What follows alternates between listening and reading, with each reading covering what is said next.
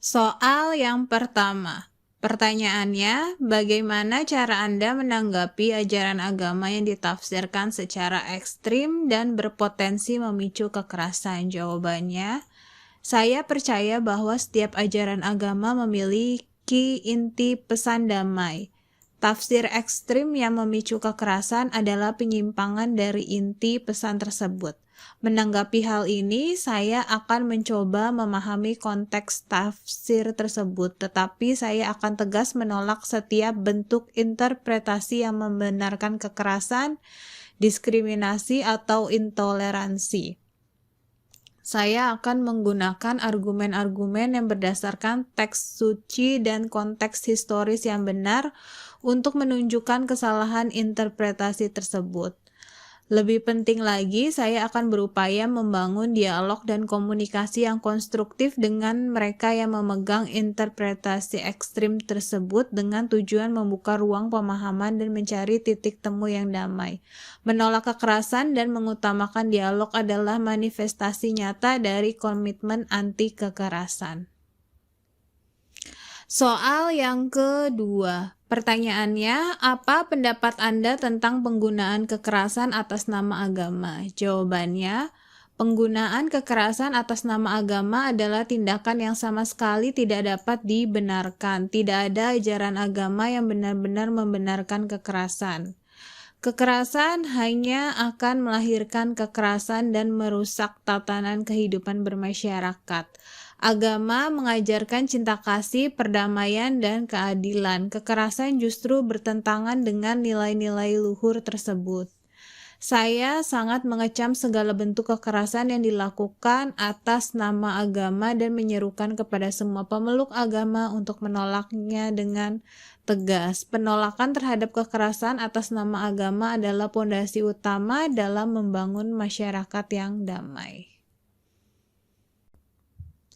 Soal yang ketiga, pertanyaannya, bagaimana cara Anda menyikapi perbedaan pendapat atau pandangan keagamaan di lingkungan sekitar? Jawabannya, saya menyikapi perbedaan pendapat atau pandangan keagamaan dengan sikap terbuka dan menghargai. Perbedaan adalah hal yang wajar dan bahkan memperkaya. Saya tidak akan memaksakan pandangan saya kepada orang lain dan saya akan menghormati hak setiap orang untuk memeluk dan menjalankan agamanya sesuai dengan keyakinannya. Jika terjadi perbedaan pendapat, saya akan berusaha untuk berdialog dan mencari titik temu dengan cara yang damai dan penuh tenggang rasa. Sikap ini menunjukkan toleransi dari komitmen anti kekerasan yang tinggi. Soal yang keempat, pertanyaannya, bagaimana cara Anda mengedukasi keluarga dan lingkungan sekitar tentang pentingnya moderasi beragama dan anti kekerasan? Jawabannya, saya mengedukasi keluarga dan lingkungan sekitar tentang pentingnya moderasi beragama dan anti kekerasan dengan cara yang santai dan mudah dipahami.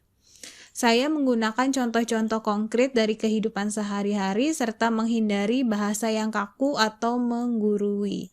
Saya juga memanfaatkan berbagai media seperti media sosial dan kegiatan-kegiatan keagamaan untuk menyebarkan pesan-pesan moderasi beragama dan anti kekerasan. Melalui contoh perilaku dan edukasi, saya berharap bisa mempromosikan perdamaian. Soal yang kelima, pertanyaannya, apa peran media sosial dalam menyebarkan pesan moderasi beragama dan mencegah kekerasan? Jawabannya, media sosial memiliki peran yang sangat penting dalam menyebarkan pesan moderasi beragama dan mencegah kekerasan. Media sosial dapat menjangkau banyak orang dalam waktu singkat sehingga dapat digunakan untuk menyebarkan informasi yang benar dan positif, serta melawan ujaran kebencian dan hoaks yang berpotensi memicu konflik. Namun, media sosial juga dapat disalahgunakan untuk menyebarkan informasi yang salah dan provokatif. Oleh karena itu, kita perlu bijak dalam penggunaan media sosial dan kita harus kritis terhadap informasi yang kita terima. Pemanfaatan yang bijak menunjukkan komitmen anti kekerasan. Soal yang ke-6, pertanyaannya, bagaimana Anda menanggapi isu radikalisme dan ekstremisme yang mengatasnamakan agama? Jawabannya, saya memandang isu radikalisme dan ekstremisme yang mengataskan agama sebagai ancaman serius bagi perdamaian dan keamanan. Saya menolak segala bentuk radikalisme dan ekstremisme karena bertentangan dengan ajaran agama yang sebenarnya.